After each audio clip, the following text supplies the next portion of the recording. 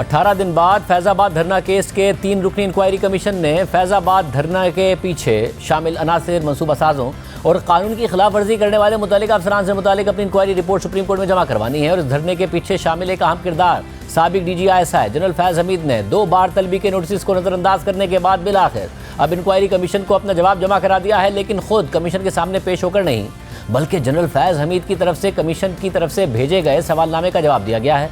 और जनरल फैज़ हमीद ने अपने जवाब में फैज़ाबाद धरने में अपने किरदार से मुताल्लिक सारी जिम्मेदारी नून लीग की हुकूमत पर डाल दी है और वाज़ेह किया है कि उन्होंने तहरीक लब्बैक पाकिस्तान से मुज़ाकरात नून लीग की हुकूमत की हिदायत पर किए थे। जियो न्यूज़ के नुमाइंदे एजाज सैयद के मुताबिक जनरल फैज़ हमीद ने कमीशन के सवालनामे का जवाब देते हुए कहा है कि उन्होंने हुकूमत की हिदायत पर तहरीक लब्बैक पाकिस्तान से मुज़ाकरात किए थे और उन्होंने नून लीग की हुकूमत के खिलाफ साजिश करने के इल्ज़ामात की तरदीद कर दी है। मगर ब्रेक से पहले ख्वाजा आसिफ साहब अभी हमारे प्रोग्राम में कह रहे थे कि फैज़ाबाद धरने में बंदे ही जनरल फैज़ हमीद ने बिठाए थे, तो मुज़ाकरात के लिए और किसको कहते। साथ ही उन्होंने कहा कि मैं फैज़ाबाद धरना इंक्वायरी कमीशन के सामने भी यही बयान दूंगा। हमारे साथ नुमाइंदा खुसूसी जियो न्यूज़ सैयद साहब मौजूद हैं। सैयद साहब बहुत शुक्रिया, आपकी खबर है ये।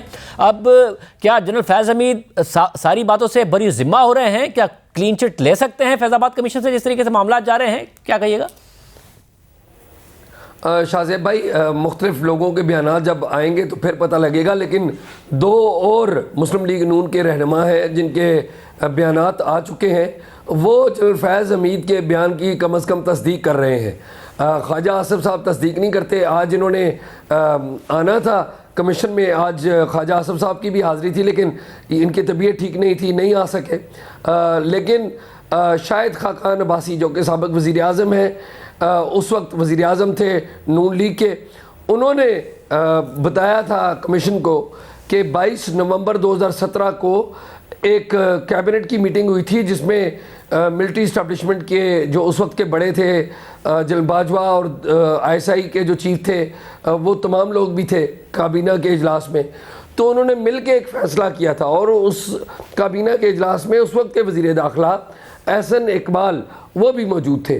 तो जो शाहिद खाकान अब्बासी हैं, उन्होंने कहा कि मैं ऑन करता हूँ, कमीशन में उन्होंने ये बात बताई है कि मैं ऑन करता हूँ उस फैसले की कि हमने ये फ़ैसला किया था कि जो धरने के लोग हैं उनसे बातचीत करनी है, और हमने ये फ़ैसला किया था कि जो ISI के ज़रिए ये बातचीत होगी।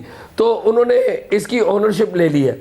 जो एहसन इकबाल हैं, उन्होंने धरना कमीशन को पहले बता रखा है कि वो जो सारा धरना था उसका मकसद नवाज़ शरीफ और नून लीग हुकूमत के ख़िलाफ़ एक साजिश थी, इस्लामाबाद पर कब्ज़ा करना था। लेकिन एट द सेम टाइम उन्होंने खुलकर मेरी इत्तलात के मुताबिक ये बात जनरल फैज़ हमीद के ऊपर नहीं डाली। उन्होंने माना है कि हुकूमत का ये फ़ैसला ज़रूर था, ताहम जो कोई एविडेंस हो ना कि फैज़ हमीद साहब के ख़िलाफ़ कोई एविडेंस हो, तो वो उन्होंने कोई नहीं दी। सब तो क्या कमीशन यही बात देख रहा है कि मुज़ाकरात करने का फ़ैसला किसका था और कैसे जनरल फैज़ हमीद ने मुज़ाकरात किए, या ये भी देख रहा है कि ये पूरा का पूरा फैज़ाबाद धरना किसने कराया, क्यों कराया और क्या इसके हक़ाइक़ थे, कौन इसके पीछे था?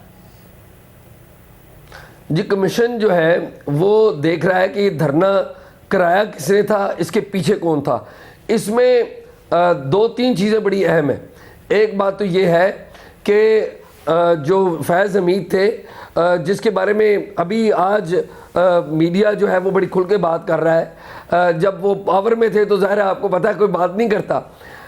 सवाल ये है कि जो फैज़ हमीद हैं उन्होंने क्या अपने तौर पे ये सारा काम किया था, या उस वक्त जो ISI के चीफ थे नवीद मुख्तार, जो कि चौधरी मुनीर के ज़रिए शरीफ फैमिली से भी जुड़े हुए हैं, उन्होंने कहा था या किसी और ने कहा था। अब इस सिलसिले में मेरी इत्तलात के मुताबिक जो नवीद मुख्तार थे, जो उस वक्त के ISI चीफ हैं, उनसे भी पूछगिछ की जाएगी। और DG रेंजर्स जिन्होंने पैसे तकसीम किए थे, आपको याद है कि वीडियो बड़ी मशहूर थी, आपने भी वो चलाई थी वीडियो, जिसमें DG रेंजर्स पंजाब पैसे तकसीम कर रहे थे धरने के शुरका में, उनसे भी पूछगिछ की जाएगी। लेकिन मुझे अभी तक आज तक की जो गुफ्तगू है कमीशन के सामने मुख्तलिफ लोगों ने की है, पिंडी और इस्लामाबाद की पुलिस और इंतज़ामिया ने बयान दिए हैं, उसमें फैज़ हमीद मुझे अभी तक इम्प्लीकेट होते हुए नज़र नहीं आ रहे। कल क्या होगा मुझे पता नहीं।